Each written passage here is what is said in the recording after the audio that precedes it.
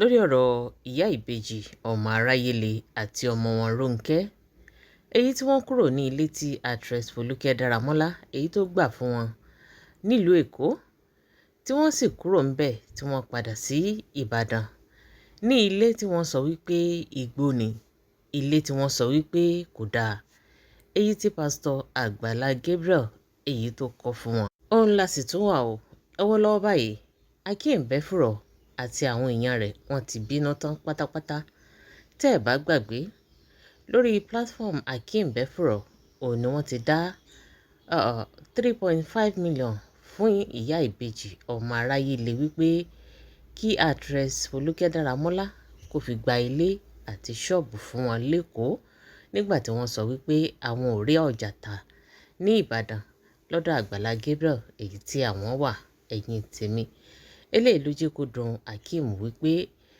ní gbogbo ìgbà tí àwọn ń dáwó yìí ṣe ni àwọn kan sọ wípé wọn ò ní pẹ́ wá sí orí ayélujára wá tọrọ owó ó ní ṣe lòun rò wípé irọ́ ni ó ní ṣùgbọ́n ó yọ òun lẹ́nu wípé wọn ò tiẹ̀ jẹ́ kó pẹ́ rárá kó tó di wípé wọ́n kúrò nílé ọ̀hún. ẹ̀yìn tèmi èyí tó tiẹ̀ wá ya gbogbo ayé lẹ́nu ni wípé lọ́wọ́lọ́wọ́ báyìí ìyá ìbejì ọmọ aráyélé àti ọmọ wọn Rónkẹ́ wọ́n ti padà lọ gba owó ilé èyí tí actress Folúkẹ́ Dáramọ́lá èyí tó sọ fún wọn àtowó ilé àtowó ṣọ́ọ̀bù wọn ni wọ́n ti lọ padà gbà á lẹ́yìn ìgbà tí wọ́n lo oṣù 4 nínú ilé tí wọ́n gbà ṣe ni wọ́n lọ bá àwọn tó nílé wípé àwọn fẹ́ gba owó oṣù 6 torí wípé nígbà tí àwọn bá lo ọdún kan tán àwọn ò mọ̀ báwọn ṣe tẹ̀síwájú láti máa san owó ilé yìí. Bákan náà wọ́n gba ṣọ́ọ̀bù èyí tí wọ́n gbà fún wọn wọ́n gbabẹ̀ lọ wọ́n sì lọ sọ fún àwọn tó ní ṣọ́ọ̀bù wípé ṣe ni kí wọ́n dá owó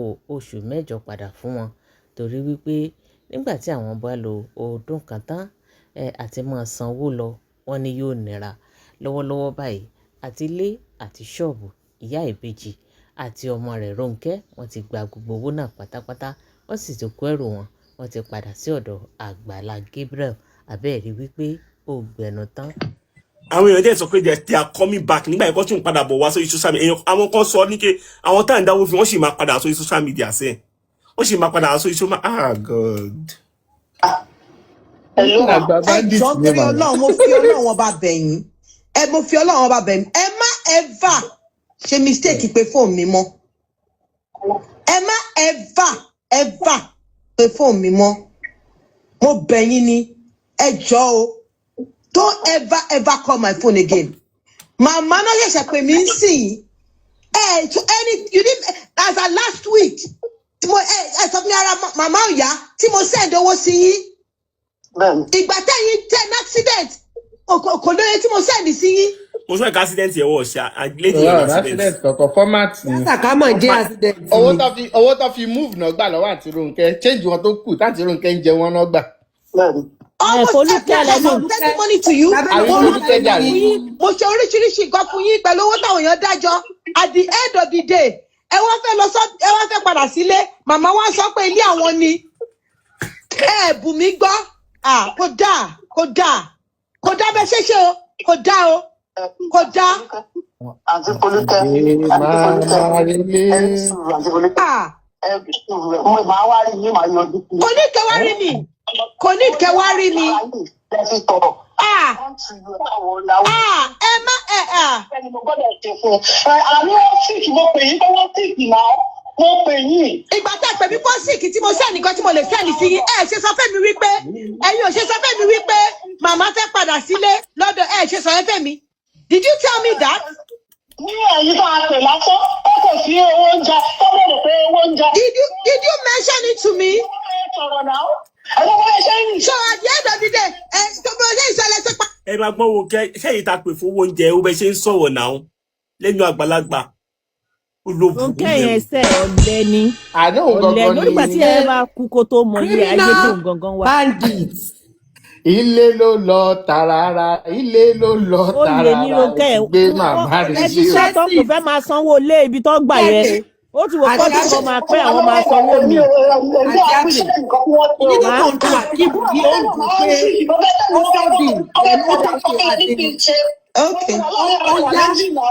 torí àti lèlè mi ti mọ̀ pé ó máa padà rí bẹ́ẹ̀. Mi ò fọ́ fún nígbà tó ń dáwó fún mi ò fọ́ ó máa padà rí bẹ́ẹ̀ bó kàn Sunday ó sáré yánsìn pé wáyé tó ṣe máa jẹ́ láàrin oṣù mẹ́rin because tó wọlé yẹn bá tán tó tún máa padà wá ni. ṣé bí ẹ gbọ́ pé Ronke Ogo lọ ilé yẹn wọ́n lọ ń jà ń bẹ́ẹ̀ ni náà ó ti wà pé kò ṣe ilé yẹn náà ti ń jà. ilé yẹn náà lọ ti jà tí gbogbo òkè bá yàn jà bẹ́ẹ̀ tí lẹ́yìn yẹn wá fẹjọ́ sùn bíbáyìí tí mo kà sí ara àwọn tenants wá fẹjọ́ sùn pé wọ́n ń dá wàhálà lẹ́nu lé.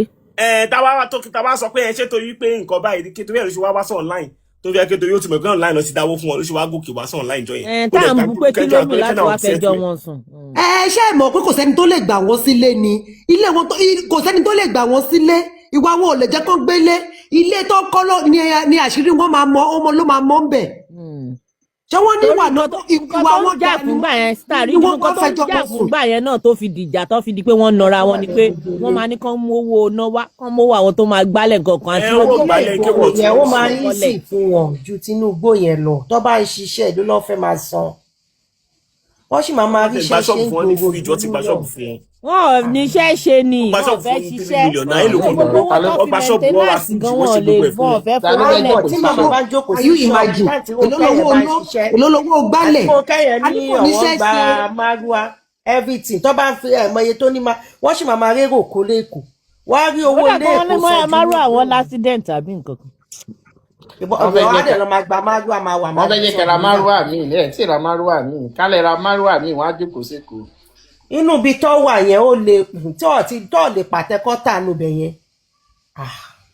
ó lazy lábẹ́lò ní kíní burúkú tó ń pè ní Ronke yẹn ó lazy very lazy. ó dẹ̀ wá tọmọjọ àwọn ọmọ tó bí gan ìyá ló fẹ́ kó bò ń tọ́jú wọn. tọmọ kan tí màmá ní nìyẹn. onìkan ló kù. méjì níwọ̀n ìkan ti kú ni. onìkan ló kù òun dẹ̀ lọ́dọ̀ wá bí ọmọ bí àbàtẹ̀ bí 7 àbàtẹ̀ ibẹ̀ làwọn ọmọ bíi mẹ́rin ti máa jẹun àti Ronke. It's unfortunate. kí ló wá fẹ́ lọ máa ṣe kò fẹ́ ọ́sùn kò fẹ́ ṣiṣẹ́. òun ló ti wọ́n àwọn ọmọ báyẹn irú àwọn ọmọ yẹn ló máa bí lọ́sọ̀dọ̀ ìyá. Àgbàlagbé bẹ́ẹ̀ ló ní wàhálà. Àgbàlagbé ò lè ṣe nǹkan kan fún wọn Àgbàlagbé kò gbọ́dọ̀ fún wọn ní nǹkan kan mọ́ sí tó fẹ́ fún wọn. Àgbàlá máa fi hàn cash out again. Àgbàlá tó máa fún ẹ nígbà ló ti fi wọ́n tó ṣèdì ni. Àgbàlá máa ti fi hàn cash out. Tí ò bá yẹ pé ṣéèdì tágbàlá tró báyìí ànímọ̀ pé wà ń bẹ̀. ọmọ ọlọ́mọ. èmi ní trendy topic lórí Facebook again báyìí. wọ́n ní o wọ́n ní trendy topic o. ẹni sùúrù èké ṣé wọ́n wá gbà wọlé padà ní àbíbá tó wúwo láti lọ́kọ̀lọ́bìnrin lọ́la báyìí sí ìyẹn gan torí wọn tí ì lo 6 months lẹ́yìn bóyá wọ́n ti gbowó 6 months. 4 months àti Abe just 4 months. wọ́n máa fẹ́ gba Ronke tẹ́mi mọ̀ yẹn máa fẹ́ gbowó padà. àní wọ́n ti fi lé yẹn rẹ̀. freezer gan ti ta freezer. wọ́n ti fi lé yẹn rẹ̀ tẹ́rí ibi tó máa ti gbowó yẹn wá gbowó. ọjọ́ yẹn náírà pọ̀ lọ́wọ́ mi ò dájú 5,000 lọ sí òkò lè dùn mí. tẹ́rí owó tó máa gbà padà wọ́n á gbowó. wọ́n á gbé 30,000 àbí nǹkan mo 30,000 mo fún un. 5,000 ló tilẹ̀ dáwó gidi fún. ní pẹ̀sì tó bá gbalé yẹn wọ́n á gbowó kí kọmíṣánná náà yẹn gánjọ́ yẹn bọ̀ mo rò pé kó má dàbí pé. ọmọ aráyé lè lóòótọ́ kò sí rọ́ńbẹ́. So update on Ìyá Ìbejì ọmọ aráyé lè àǹtí Folúkẹ́ ti lọ sí ilé tí a gbà fún wọn then ìgbà tó máa débẹ̀ wọ́n ní 4 months lọ́n lò nílé yẹn right then wọ́n gba owó 8 months then ṣọ́ọ̀bù tá a gbà fún wọn náà wọ́n náà padà lọ sẹ́yìn that is Ronke ọmọ wọ́n padà lọ sẹ́yìn lọ gba ṣọ́ọ̀bù excuse to give bẹ́ẹ̀ ni wípé wọ́n sọ fún àwọn agents ẹ̀kẹ́ tí owó ilé yẹn bá tán àwọn ọmọ báwọn ṣe máa sanwó ilé.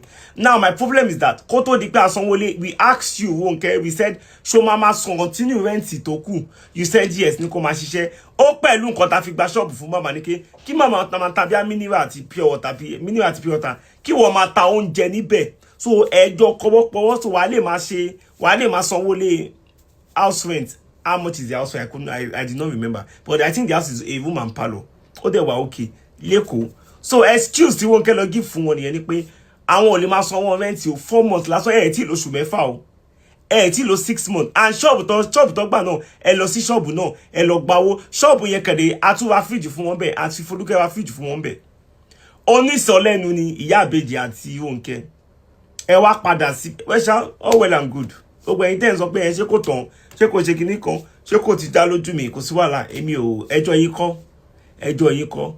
ẹjọ́ yín kọ́ but èmi ò ní nǹkan tí mo fẹ́ sọ that is all well and good ìyá àbèjì ọlọ́run á dáwọ́lé yín nǹkan tí mo máa sọ lọ nìyẹn ọlọ́run á dáwọ́lé yín because ẹ mọ̀ kí ẹ máa sọ kí ẹ tó wá fẹ́ padà wá lórí social media káwọn èèyàn tó wá ẹ̀pù yín ìyá kò jọ o tí Àgbàlá fún ara ẹ̀ bá tún wá kóun fẹ́ gbé yín sórí Facebook èké ní kí káwọn èèyàn dáwó fún yín èmi personally máa drag Àgbàlá máa drag ẹ̀mí àfẹ́ bọ̀ because olè nìyẹn ó ti wá di ó ti di ìwà olè kíkẹ́ tí ń gbáyàn òun ló fẹ́ jọ lójú wa báyìí ẹ̀yin Nigerians tẹ́ dáwó náà ẹ má bínú mo bẹ̀ everybody ẹ má bínú ní kí nǹkan báyìí ṣẹlẹ̀ àtàwọn tèmi náà tó sọ pé kí n má ṣe ń gbà yẹn náà tí mo lọ sọ pé ẹ jẹ́ àṣàánú tó dá 3 million fún wọn náà gbogbo yín ẹ má bínú mo bẹ̀ everybody ni so that's the update mo fẹ́ fún gbogbo yín báyìí àti Folúkẹ́ ti lọ bẹ̀ wọn náà ti gbowó ilé wọ́n dẹ̀ ti gbowó ṣọ́ọ̀bù wọ́n ti padà sí Ìbàdàn sí gòbí. ẹ̀yin tèmi abẹ́rẹ́ ọ̀rọ̀ lẹ gbọ́ yìí abẹ́rẹ́ wípé ìyá ìbejì ọmọ aráyé le ó jẹ́wọ́ orúkọ rẹ̀ wípé lóòótọ́ ọmọ aráyé le abẹ́rẹ́ orí níwọ̀n ẹ wò ó àwọn rúwà báyìí òun náà ni ò jẹ́ káwọn èèyàn fẹ́ ṣàwọn èèyàn lóore abẹ́rẹ́ àtọwọ́ ilé àtọwọ́ ṣọ́ọ̀bù ìyá ìbejì àtọmọ rẹ̀ Rónkẹ́ wọ́n ti gbà ó wọ́n ti kẹ́rù wọn ó ti di Ìbàdàn ẹ̀yin tèmi ibo la tún wá já sí báyìí kí wá ló tún kù èyí tí àwọn méjèèjì fẹ́ ṣe ẹ jẹ́ ká mọ òwòrán abẹ́rẹ́ ọ̀rọ̀ ló délẹ̀ yìí. àbí kí ni tẹ̀yin náà rò lórí gbogbo ọ̀rọ̀ tó wà nílẹ̀ yìí gbogbo ìdáhùn yín ẹ fi sí orí comment section ẹ jẹ́ ká jọ sọ gẹ́gẹ́ bí ìṣe wa ní orí ètò yìí ẹ jẹ́ ká jọ sọ ẹ jẹ́ ká jọ jọ